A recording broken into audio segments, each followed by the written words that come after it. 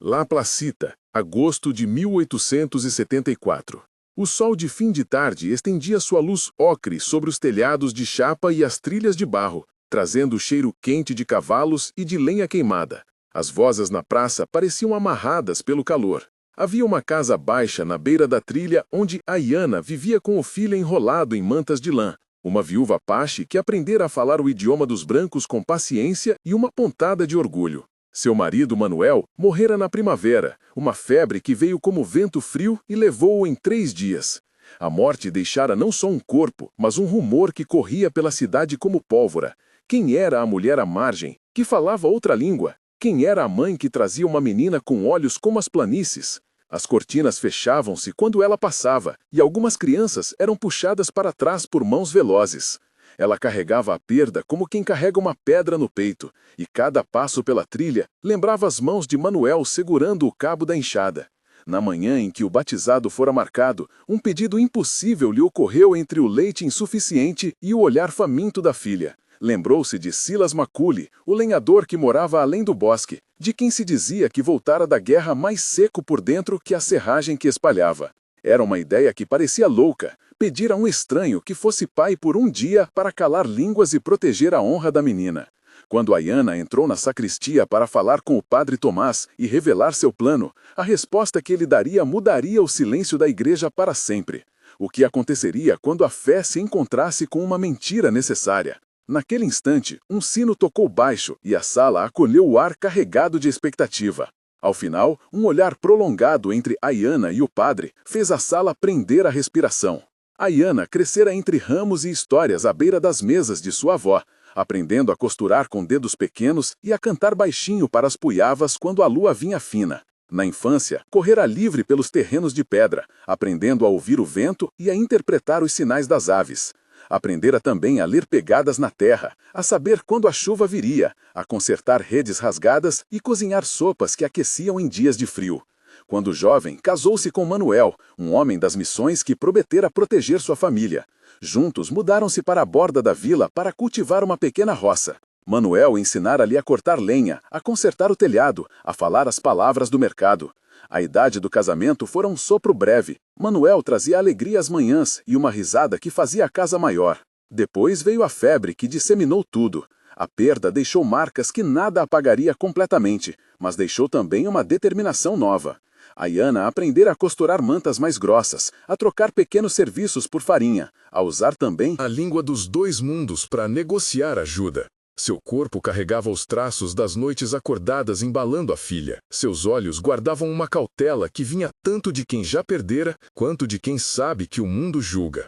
Ela não procurava piedade. Procurava uma trégua, uma chance de manter a menina sob um nome que não chamasse para perguntas cruéis. Era por isso que, com mãos trêmulas, caminhou até a sacristia naquele dia, sabendo que cada palavra poderia abrir uma porta ou fechar a que lhe restava.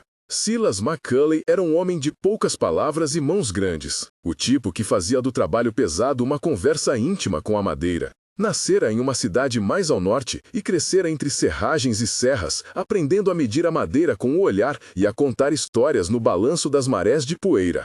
Servira na guerra e voltara com memórias pesadas e um rosto que raramente sorria. Acabara por se mudar para o limite da vila, onde a trilha entrava numa mancha de pinheiros, e construíra uma cabana com o próprio suor e muita serragem espalhada no chão.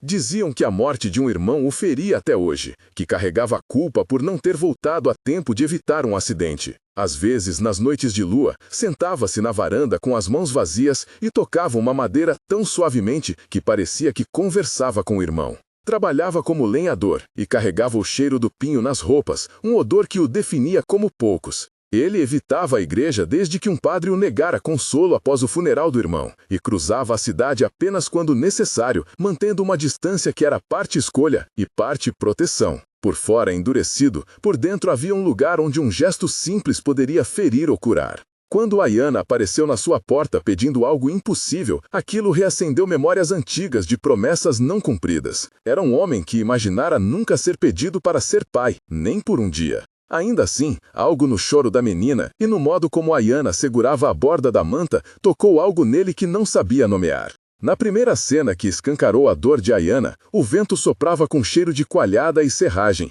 e as vozes na praça soavam como tecido esfregando. Ela segurava a menina junto ao peito, os lábios rachados de tanto falar com poucas pessoas, e caminhou até a sacristia, onde o padre Tomás organizava vasos de flores. Havia uma liturgia do silêncio ali, e o perfume de cera e livro velho. A entrada dela fez algumas cabeças se voltarem, e as janelas mantiveram uma luz pálida. O padre sorriu com a calma de quem já vira o mundo se quebrar de mil modos. O diálogo se estendeu com cuidado, e pediu de cada um mais do que palavras simples. Ayana falou primeiro, a voz grave como uma trilha conhecida. Ela explicou a morte de Manuel, as janelas fechadas da vila, o batizado marcado e a necessidade de um pai na frente de Deus e dos vizinhos.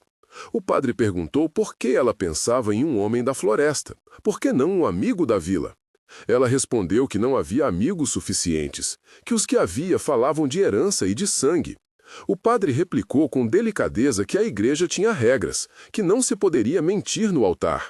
Ela implorou que a igreja considerasse a mentira uma ferramenta para a proteção. O padre respirou fundo e falou sobre justiça e misericórdia. A conversa ganhou voltas e retornos, cada resposta provocando novas perguntas. Até que o padre fez uma pergunta que ninguém ali esqueceria. Quem seria o homem que aceitava ser pai por um dia apenas por amor à menina? O pedido de Ayana era em si uma janela para outro episódio. Ela falou o nome de Silas Macaulay, e no rosto do padre houve uma hesitação longa. O diálogo continuou, com trocas que se estenderam 8, 9 vezes, como mandava o tempo e como exigia a decisão. Cada resposta um peso a mais. No fim, o padre pronunciou uma sentença que chocou os fiéis. Consentiu que Silas se apresentasse como pai se o coração dele, depois de ouvir a criança, quisesse aceitar o papel no altar. A notícia correu pela cidade como pólvora fria. Quando Ayana se aproximou da cabana de Silas pela trilha que rangia de pedra, a serragem voava no ar como pó de estrelas, e o cheiro de pinho preenchia tudo. A cena tinha sons de machado e um eco de martelo. Ela bateu na porta com as mãos que sabiam consertar costuras, e o latido distante de um cão respondeu. Silas abriu com a camisa suja de resina e o menino agarrou sua perna com dedos pequenos e sujos do caminho. O diálogo entre eles foi demorado e íntimo, com trocas que exploraram medo, desconfiança e uma vontade estranha de ajudar. Ela explicou a ordem do padre, a necessidade prática do batizado, e que não pedia amor eterno, apenas uma presença. Silas mediu a menina com os olhos, pediu tempo, perguntou quanto a comunidade pagaria se fosse necessário, e ela negou qualquer pagamento. A menina chorou, e naquele choro a resistência de Silas começou a derreter. Houve momentos em que nenhum som se ouviu, e o silêncio foi descrito como se fosse uma ação. As mãos de Silas tocando o cabelo da menina, a respiração conjunta dos três. Ao longo de 10 trocas, Silas concordou com relutância, não por ganho, mas por um fio antigo que dizia para ele fazer certo. E assim começou a farsa consentida, que aos poucos tomaria formas de verdade. As visitas entre a casa de Ayana e a cabana se tornaram rotina. Muitos nomes foram envolvidos nas pequenas ajudas. Rosa, a parteira que trazia ervas, Jed Hawkins, dono da mercearia que deu farinha, Dona Maria, dona da pensão que costurou mantas, Sheriff Caleb, que fechou os olhos quando viu a menina. Entrar na igreja, Nora, a costureira, que doou um vestido para o batizado, Jacob, o moleiro, que emprestou cadeiras, Felipe, o ferramenteiro, que trocou favores por concertos. Cada um desses personagens apareceu em cenas pequenas, agindo de formas que teciam a comunidade como tecido. As manhãs de treinamento foram longas em cheiros e movimentos. Silas aprendeu a embalar a menina com as mantas, a trocar fraldas improvisadas com jornais, a balançar até o choro diminuir. A narrativa mostrou com detalhes o aprendizado prático, como segurar um corpo pequeno para que a respiração não falhasse, como trocar um curativo, como preparar um caldo ralo, que também era carinho. As descrições sensoriais abundaram. O cheiro do couro de botas, o gosto salgado da lágrima de Ayana, o som do machado cortando madeira distante, a textura áspera da manta nova, o peso do silêncio na sala quando uma janela se fechava. Dialogaram longamente sobre perdas, e através de 8 trocas onde cada frase contava uma memória, Silas contou de seu irmão e do dia em que não voltara para o acampamento a tempo. Ayana revelou memórias de rituais Apache que acalentavam a menina quando a noite vinha. A cada troca, o cuidado mútuo crescia como broto resistente. Pequenas vitórias surgiram. Uma manhã inteira sem choro, uma ida tranquila ao mercado, um vizinho que acenou pela primeira vez. A comunidade começou a se dividir em sussurros e gestos, alguns oferecendo ajuda discreta, outros evitando, fechando portas. O batizado, anunciado para um domingo claro, foi a cena pública que dividiu a vila. Domingo amanheceu com vento leve e uma igreja que exalava cera e madeira lavada. A caminhada até a igreja foi uma procissão em miniatura, com os sinos de corda e o chão que rangia sob botas. A logística do dia teve descrições técnicas sobre o ritual. O padre abriu o livro de orações, explicou palavras que precisariam ser repetidas, perguntou ao homem à frente se aceitava a criança como sua nos olhos da igreja e pediu que os padrinhos respondessem.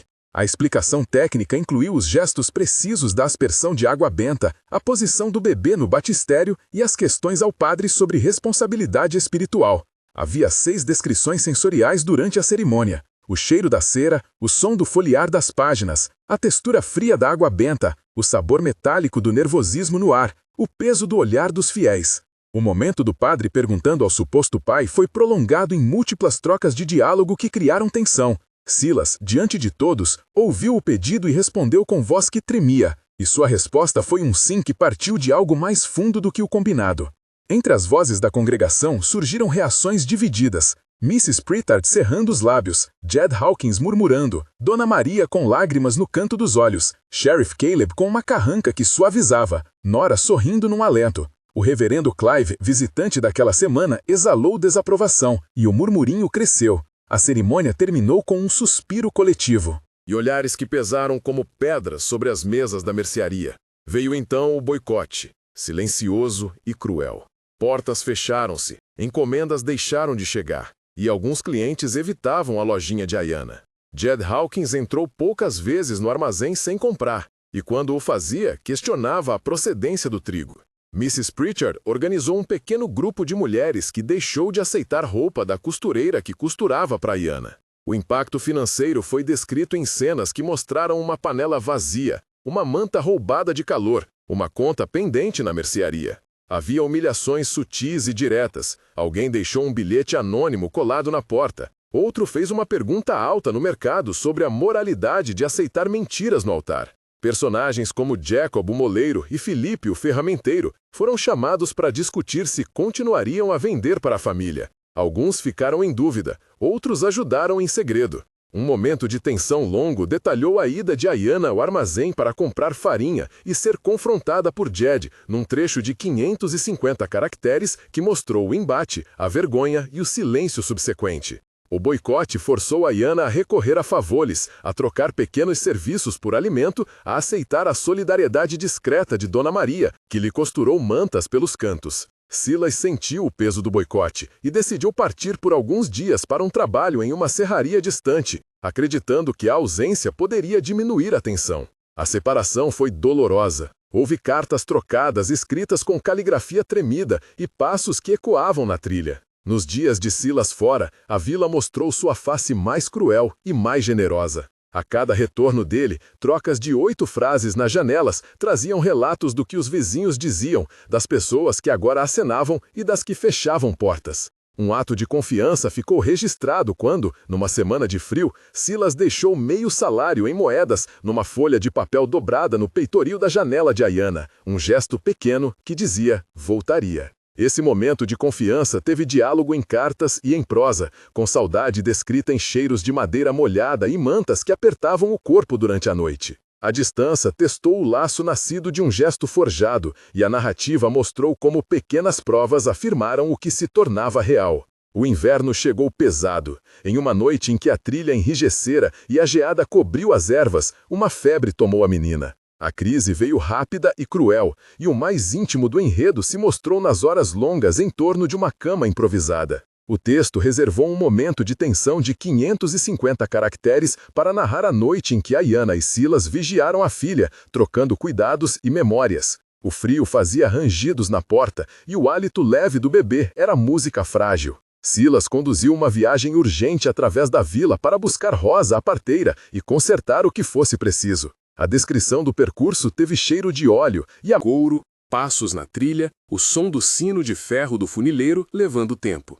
Rosa usou ervas e compressas mornas, explicou como reduzir a febre com panos embebidos em água morna e chá de menta, e trabalhou com mãos que pareciam costurar paz em cada gesto. Havia também uma descrição técnica de procedimentos médicos simples e aplicáveis. Limpar a boca, administrar líquidos em pequenas colheradas, usar panos mornos para reduzir temperatura, manter o ambiente arejado e observar sinais de desidratação. Essa explanação teve cerca de 300 caracteres e serviu para afirmar verossimilhança. Durante 3 dias e noites, Silas e Ayanna alternaram vigílias, trocando fraldas nas madrugadas, cantando canções que falavam de trilhas e de mães, contando histórias por entre sussurros. O cuidado incondicional transformou quietamente o que antes fora uma encenação. No 3º dia, quando a menina abriu os olhos, o choro soou como renascimento. Foi nesse silêncio que Silas, num diálogo de 12 trocas onde cada frase pesada como madeira empilhada, confessou seu medo de se apegar e Ayanna disse sua gratidão que não cabia em palavras. Ambos permitiram que a verdade invadisse o lugar que a farsa ocupava. Havia amor ali, não apenas conveniência. A confissão pública ocorreu meses depois, quando o reverendo Clive organizou uma reunião para discutir os costumes da vila e questionar a decisão do padre Tomás. A cena do clímax público teve descrição técnica e emocional em parágrafos longos, que mostraram o processo de acusação e a defesa. Havia 6 a 8 parágrafos detalhando como as testemunhas foram chamadas, como livros de registro foram abertos, como o padre explicou sua escolha em termos de misericórdia pastoral. O discurso do padre foi denso e citou leituras, fala sobre compaixão e responsabilidade e momentos de silêncio pesado, onde as cadeiras rangiam e as mãos se cerravam. Ele disse que a verdade nem sempre precisa ser um açoite, que às vezes é um remendo para evitar feridas maiores. Alguns vociferaram, outros choraram, e o resultado final foi uma proclamação de que a igreja não poderia sair da verdade, mas que a caridade tem formas variáveis. Foi um capítulo de confronto que levou a vila a repensar no que confiava. Personagens como Mrs. Pritchard, Jed Hawkins, Dona Maria, Sheriff Caleb, Nora e Jacob tiveram vozes, algumas arrependidas, outras ainda resistentes. A decisão final permitiu que Silas e Ayanna seguissem juntos, não por decreto de papel, mas por reconhecimento de um cuidado público. O pedido de casamento aconteceu numa tarde de outono, com folhas secas rolando pela trilha e o barbeiro da vila cantando uma canção qualquer ao fundo. Silas aproximou-se com as mãos manchadas de serragem e trouxe um anel simples feito de um fio de prata que um viajante lhe ouvira dizer que fora de família. O pedido foi modesto, sem estardalhaço. Ayanna aceitou com um sorriso que carregava todas as estações. A cerimônia foi simples, uma reunião de vizinhos, com o padre Tomás e Rosa a parteira ali. O casamento foi anunciado por um sino e selado com promessas de cuidado e de reconhecimento. A vida que se seguiu teve rotina de trabalho, risos contidos nos fins de tarde e o menino crescendo entre serragem e cantos apache. A comunidade lentamente converteu curiosidade em aceitação. Houve trabalho, reformas feitas por Joel no carpinteiro, móveis emprestados por Dona Maria e um pequeno terreno plantado por Jacó muleiro e Felipe o ferramenteiro. O que começara como uma farsa para salvar uma reputação transformou-se em lar. Epílogo, 1 mês depois, mostrava a família adaptando rotinas e lidando com olhares reduzidos. Ayanna encontrara trabalho na cozinha da pensão de Dona Maria e ganhara clientes discretos que pediam mantas. Silas voltara a cortar lenha mais perto de casa e a menina, batizada com o nome Winona, aprendia a bater martelo com gravidade de criança. A comunidade ainda sussurrava, mas agora alguns sussurros vinha com respeito. O texto descreveu o mês com 650 palavras em imagens sensoriais. O cheiro de pão na manhã, a cor da ferrugem nas ferramentas, o som da criança correr pela trilha, as mãos calejadas que agora se encontravam para segurar uma xícara. Vizinhos como Nora e Jed começaram a perguntar por sementes para plantar,